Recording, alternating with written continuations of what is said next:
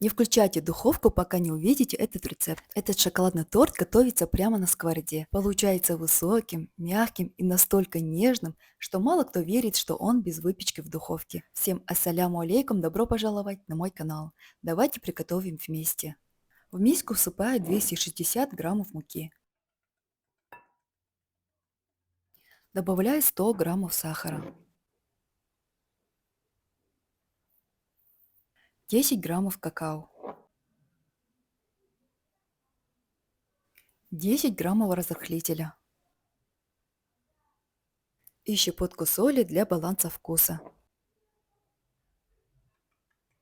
Все сухие ингредиенты хорошо перемешиваю, чтобы какао и разрыхлитель равномерно распределились по тесту. Теперь добавляю 2 яйца. Пока вы смотрите это видео, напишите в комментариях, из какой страны или города вы меня смотрите. Просто интересно знать, куда попало мое видео. Вливаю 50 мл растительного масла и 130 мл молока. Немного перемешаем, чтобы наши яйца соединились с мукой.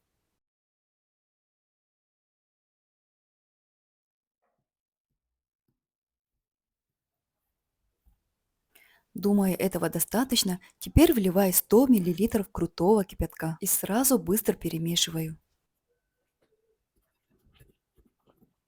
Тесто становится довольно жидким, именно таким оно должно и быть.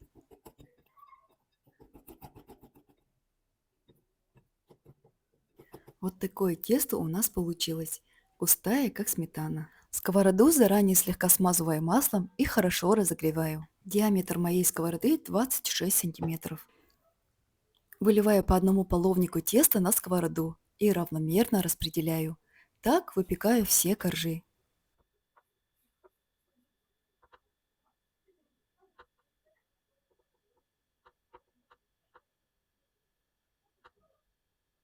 Готовлю под крышкой на минимальном огне. Периодически вытираю конденсат салфеткой, чтобы капли воды не попадали на корж. Когда поверхность становится сухой и перестает липнуть к пальцам, корж готов.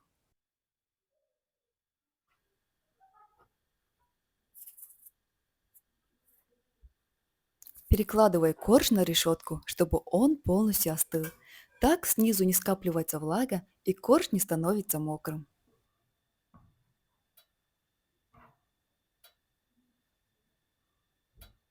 И так выпекаем все остальные коржи.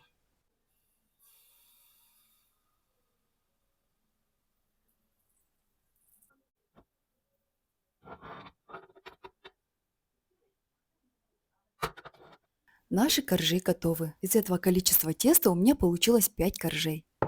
Пока коржи полностью остывают, приготовлю крем. В миску выкладываю 500 граммов сметаны. Если сметана кажется жидкой, заранее откиньте ее на марлю на несколько часов. Крем получится гуще и будет лучше держать форму. Добавляю 150 граммов сахара. Теперь хорошо перемешиваем до растворения сахара. По желанию еще можно добавить пачку ванилина для аромата.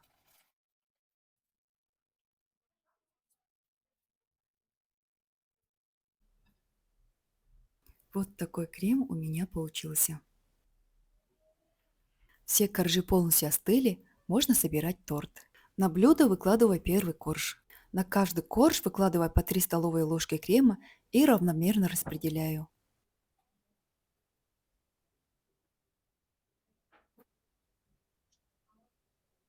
Накрываю следующим. Так собираю весь торт.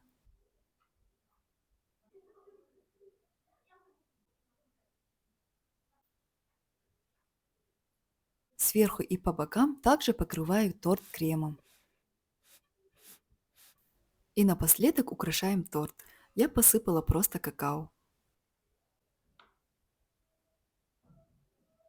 А теперь самое сложное – дождаться, пока торт пропитается. Лучше убрать его в холодильник минимум на 2 часа, а лучше на ночь. Тогда коржи станут невероятно нежными. Прошло всего час времени. Мои дети устали ждать. Давайте разрежем торт и посмотрим, как внутри получилось. Посмотрите, какой красивый получился разрез. Мягкий, влажный, шоколадный и очень нежный. Обязательно попробуйте приготовить. Надеюсь, этот рецепт порадует вас и ваших близких.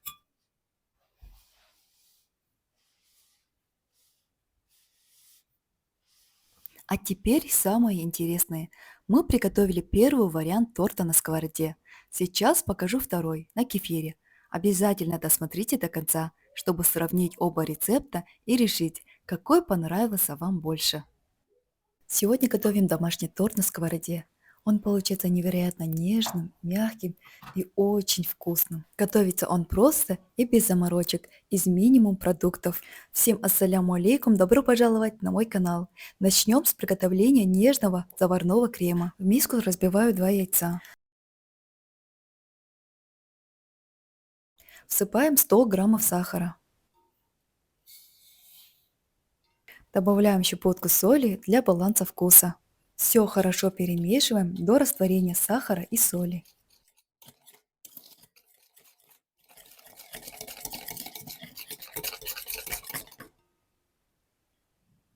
Далее начинаем постепенно вводить муку.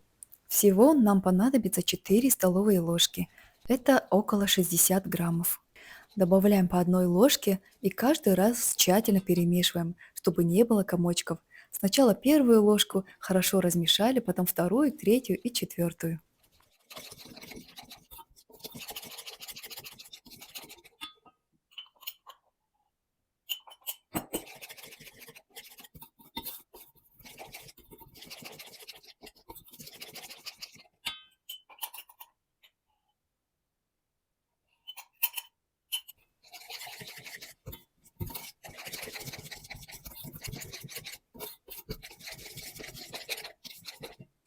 После этого добавляю 2 столовые ложки крахмала. Это около 25 граммов. И снова все хорошенько перемешиваю.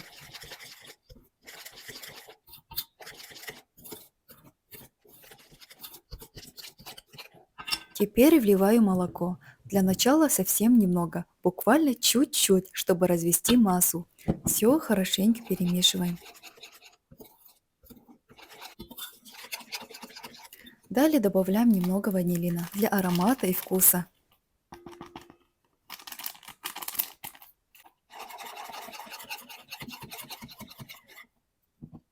Теперь вливаем оставшееся молоко.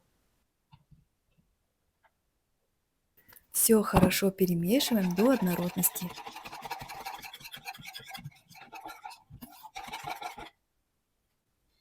Отправляю нашу чашку с кремом на огонь. С этого момента от плиты не отходим. Варим крем непрерывно и хорошо помешивая его венчиком от самого дна, чтобы ничего не пригорело. Внимательно следим за массой. Как только на поверхности появляются первые характерные пузырьки и крем начинает булькать, сразу же выключаем огонь и снимаем с плиты. Наш крем готов. И под конец в горячий крем добавляем сливочное масло. Размешиваем, пока оно полностью не растопится.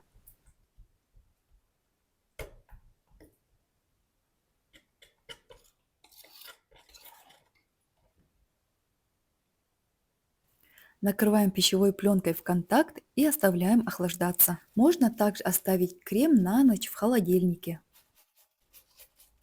Пока крем охлаждается, приготовим коржи для нашего торта. Для начала займемся сухими ингредиентами. В глубокую миску просеиваем муку, добавляем чайную ложку соды и щепотку соли. Все хорошо перемешиваем.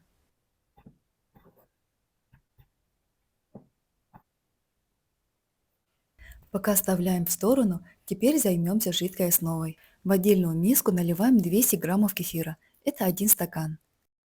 Всыпаем 100 граммов сахара. Хорошенько перемешиваем, пока сахар полностью не растворится.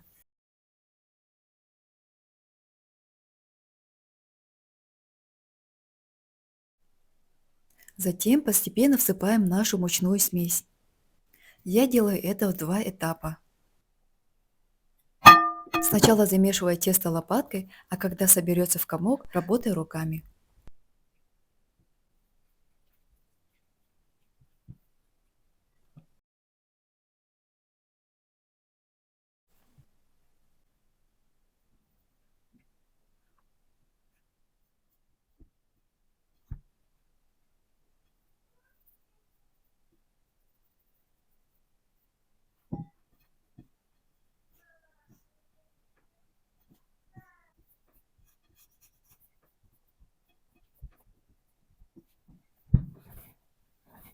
Вот такое тесто у нас получилось, мягкое и эластичное.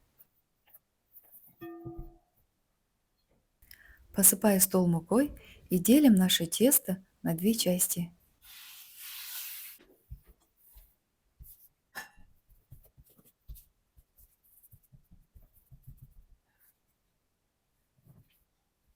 Каждую часть скатываем в колбаску.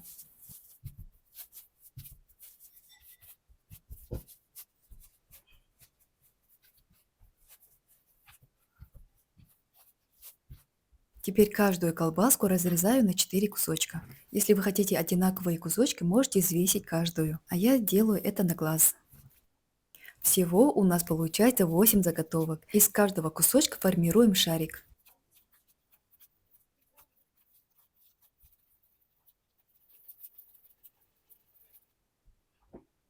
Перекладываем на тарелку и обязательно накрываем пищевой пленкой, чтобы они не заветрились и не покрылись корочкой. Оставляем тесто отдохнуть буквально на 5 минут. После этого берем по одному шарику и раскатываем в тонкий пласт. Ориентируйтесь на размер вашей сковороды. Снова накрываем пленкой.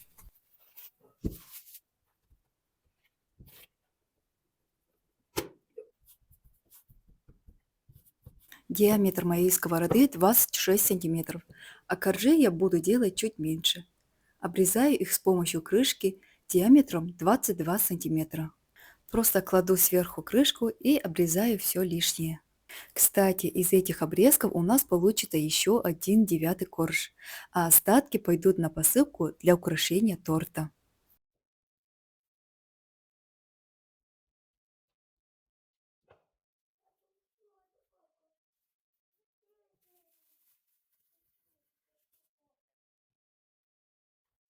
Вот и все, начинаем выпекать. Выпекаются такие коржи очень быстро, на сухой сковороде и маленьком огне, буквально по паре минут с каждой стороны.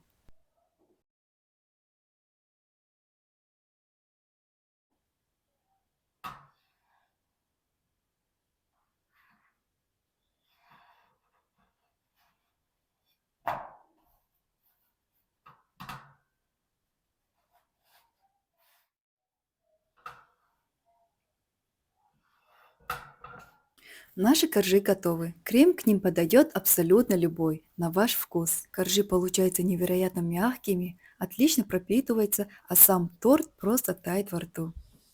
Наш крем охладился, теперь смажем наши коржи. Вот такая текстура у нас получилась. Очень нежная и густая.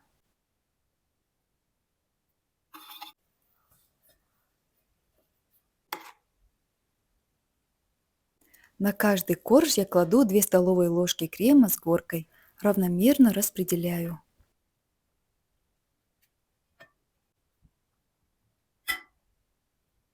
И также поступаем с остальными коржами.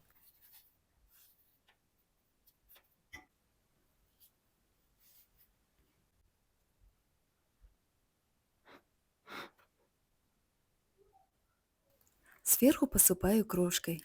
Крошку пробила в измельчителе. Можно украсить листочками от мяты. Вы просто посмотрите, какой торт у нас получился. Очень мягкий, нежный и очень вкусный. На пропитку торт оставила на 2 часа, но можно оставить на ночь. Будет еще вкуснее. Обязательно попробуйте, рецепт простой, а результат приятно удивляет. А в конце хочу пожелать вам и вашим близким здоровья, уюта и тепла в доме. Пусть на вашем столе всегда будет вкусная и полезная еда, а каждый день приносит радость и спокойствие. Готовьте с любовью, и все обязательно получится. Если вам понравился рецепт, ставьте лайк и подписывайтесь на канал. Жмите на колокольчик, чтобы не пропустить новые рецепты. До новых встреч и ассаляму алейкум!